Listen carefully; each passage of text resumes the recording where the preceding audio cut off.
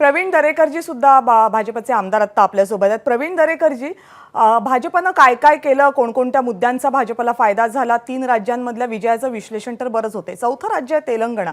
कर्नाटक पाठोपाठ साऊथमधलं हे आणखीन एक राज्य जिथे भाजपला प्रवेश करता आलेला नाहीये किंवा फार मोठं यश मिळवता आलेलं नाहीये. जरी आता देवेंद्र फडणवीस यांनी उल्लेख केला असेल की मतांची टक्केवारी वाढली असं असलं तरी काय नेमकं कारण आहे? तुमच्या सगळ्या योजना उत्तरेमध्ये अगदी यशस्वी होतात पण दक्षिणेमध्ये मात्र भाजपला फार यश मिळवता येत नाही. नाही, आपण बघाल की देवेंद्रजी म्हणाले त्याप्रमाणे माझंही म्हणणं आहे, कारण मी तेलंगणामध्ये जवळपास 1 महिनाभर होतो.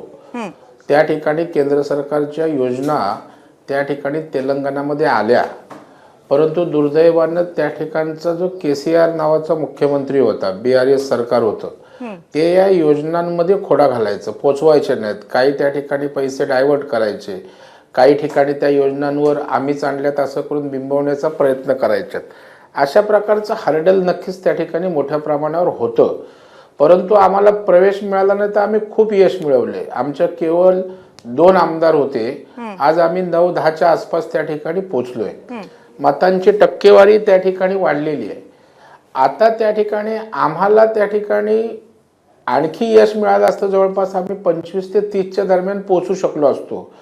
परंतु त्या ठिकाणी आपण बघाल तर BRS आणि भारतीय जनता पार्टी एक आहे अशा प्रकारचं परसेप्शन क्रिएट करण्यात काँग्रेस काही अंशी यशस्वी झाली. नंतरच्या काळामध्ये त्या ठिकाणी मोदी साहेबांनी KCR वर टीका केल्या, BRS वर केल्या. त्या ठिकाणी अमित भाईंनी सांगितलं आम्ही सोडणार नाही. परसेप्शन कमी करण्याचा आम्ही काही अंशी प्रयत्न केला, परंतु लोकांचा BRS ला विरोध होता, KCRच्या विरोधात व्हेवज होती आणि त्याचा नकळत फायदा त्या ठिकाणी काँग्रेसला झाला. काही काँग्रेसच्या राहुल गांधीची व्हेवज नव्हती की कुठल्या विचारधारेचं कविता यांच्यावर ईडीची न झालेली कारवाई याच्यामुळे तर हे परसेप्शन जास्त झालं ना. बी टीम आहे BRS भाजपची, हे जे परसेप्शन तयार झालं त्याला ईडीची कारवाई सुद्धा तर कारणीभूत होती, जी झालीच नाही. मी कविता मी कबूल केलं ना, काही अंशी त्या ठिकाणी ते परसेप्शन क्रिएट करण्यात ते यशस्वी झाले, मी कबूल केलं ना. त्याच्यामध्ये आमचा संजय बंडी नावाचा नेता होता, त्याचं नेतृत्व त्या ठिकाणी होतं. त्याला बदलल्याने थोडाफार त्या ठिकाणी मोठ्या प्रमाणावर परिणाम त्या ठिकाणी झाला आणि त्याच्यामुळं राहुल गांधीचा करिश्मा जसा मोदी साहेबांचा सगळीकडे आहे त्याचा काही संबंध त्या ठिकाणी नाहीये. लोकांना बदल हवा होता आणि मग बदल भाजप नाही, तिथे जो मुस्लिम समाजाचा जो मायनॉरिटीचा वर्ग जो आहे त्यांनी MIM ला नेहमी मोठ्या प्रमाणावर BRS ला मतदान जायचं तेलंगणाचं. त्यांनी या ठिकाणी BJPला वाढ होता कामा नये या भावनेचं BJPचा विरोधक म्हणून त्यांनी काँग्रेसला मतदान केलं. असे अनेक फॅक्टर्स त्या ठिकाणी आहेत. उदाहरणार्थ मी आपल्याला सांगतो, आदिलाबादला मी त्या ठिकाणी इन्चार्ज त्या जिल्ह्याचा होतो, त्या विधानसभेचा. तिथे तिथल्या आमच्या उमेदवारांनी केंद्रातनं मोदी साहेबांकडून हॉस्पिटल आणलं मोठं, परंतु त्या ठिकाणी KCRने त्यांना मशिनरी दिली नाही, डॉक्टर दिले नाही. अशा प्रकारचं प्रत्येक कामाची अडवणूक KCRनं केली. त्याचा भ्रष्टाचार टोकाचा होता आणि या सगळ्यांना लोकांच्या मनात त्याच्याविषयी चिड होती आणि बदल त्यांच्या पथ्यावर काँग्रेसच्या पडला, ही वस्तुस्थिती त्या ठिकाणी आहे. परंतु तेलंगणामध्येही चांगलं यश भारतीय जनता पार्टीला या ठिकाणी मिळालंय आणि भारतीय जनता पार्टी श्रद्धा, सबुरी, संयमाचा पक्ष आहे. 2 वर्णा एवढी मजल आज केंद्रामध्ये घेतली, इथपर्यंत पक्षाचा प्रवास झाला.